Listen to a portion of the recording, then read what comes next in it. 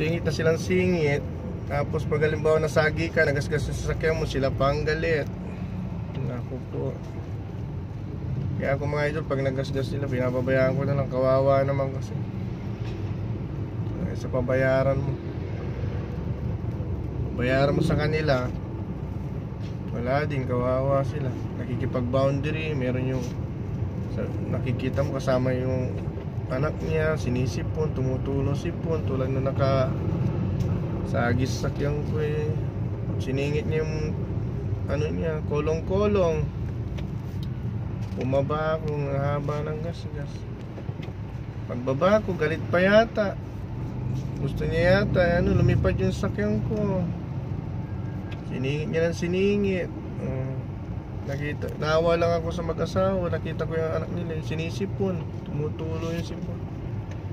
Sige, pabayaan mo na. Dapat kasi pag mamaniw ka, dapat disiplina mga idol. Pag yung banat ng banat, huwag tayong siga sa daan. Relax, relax, focus to your driving always, mga idol.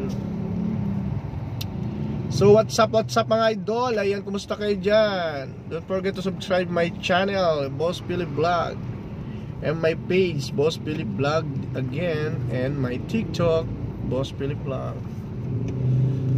Hindi na tayo nakapag-vlog mga idol kasi busy tayo sa work. Diba? Always busy sa work. Ayan, siya.